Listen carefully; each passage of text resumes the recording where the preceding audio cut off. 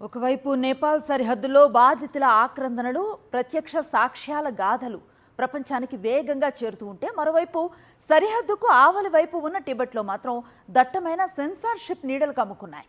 China పాలనలోని Tibet గైరాంగో కౌంటీలో దాదాపు 558 మంది గల్లంతైనట్లుగా అధికారిక గణాంకాలు చెప్తున్నా, అక్కడ అసలు ఏం జరుగుతుందో తెలియకుండా కమ్యూనిస్టు ప్రభుత్వం పూర్తి సమాచార దిగ్బంధనాన్ని విధించింది.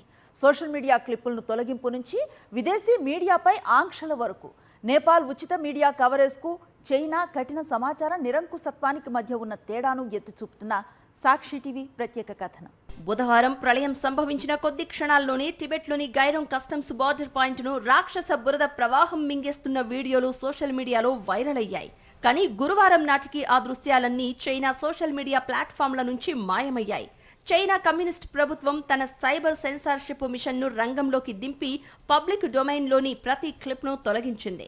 2000 జనాభా ఉన్న ఆ చిన్న కౌంటీలో 500 మందికి పైగా ఆచూకీ లేకుండా పోగా, అసలక్కడ ఏ గ్రామాలు కొట్టుకుపోయాయో, ఎంతమంది బలైపోయారో చెప్పే వివరాలేవి బయటకు రాకుండా ప్రభుత్వం తొక్కిపెడుతోంది.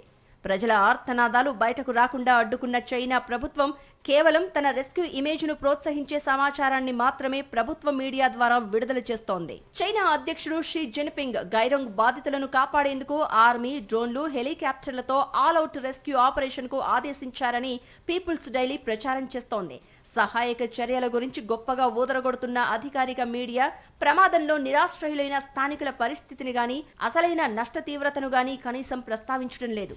1950ల నుంచి చైనా గుప్పిట్లో ఉన్న టిబెట్లో సెన్సార్షిప్ కొత్తేమీ కాకపోయినా, ఇలాంటి విపత్తు సమయంలోనూ దాన్ని అమలు చేయడం దారుణంగా మారింది. అక్కడ స్వతంత్ర పత్రికా స్వేచ్ఛ లేదు, విదేశీ జర్నలిస్టులకు అస్సలే ప్రవేశం లేదు. టిబెటన్ సన్యాసులు లేదా స్థానికులు ఎవరైనా తమ ఫోన్ల ద్వారా ప్రమాద దృశ్యాలను విదేశీ మీడియాకు పంపినా, సోషల్ మీడియాలో పోస్ట్ చేసినా వారిని అరెస్ట్ చేసి జైల్లో పెడుతున్నారు.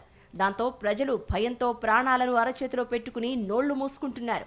అంతర్జాతీయ టిబెట్ ప్రచార సంస్థల ప్రతినిధుల ప్రకారం ఈ సమాచార దిగ్బంధనం వల్ల మానవతా దృక్పథంతో జరిగే సహాయక చర్యలకే తీవ్ర విఘాతం కలుగుతోంది. బురదలో ఎక్కడ జనాలు చిక్కుకుపోయారు, ఏ ప్రాంతానికి అత్యవసర సహాయం కావాలో స్థానికులు బయటకు చెప్పలేకపోతున్నారు. ప్రభుత్వం ఇచ్చే సమాచారంపైనే ఆధారపడాల్సి రావడంతో గల్లంతైన తమ వారి కోసం విదేశాల్లో ఉన్న వారి కుటుంబాలు, రెస్క్యూ బృందాలు తీవ్ర ఆందోళనలో మునిగిపోయాయి. ఒకే హిమాలయ సరిహద్దు, ఒకే ప్రళయం. కానీ నేపాల్ వైపు బాధితుల కన్నీళ్లు ప్రపంచానికి కనిపిస్తుంటే, చైనా వైపు మాత్రం కమ్యూనిస్టు ప్రభుత్వ సెన్సార్షిప్ గోడల వెనుక ఆవేదనలు సమాధైపోతున్నాయి. విపత్తు సమయంలోనూ నిజాలను దాచిపెట్టే చైనా వైఖరిపై ప్రపంచవ్యాప్తంగా విమర్శలు వెల్లువెత్తుతున్నాయి.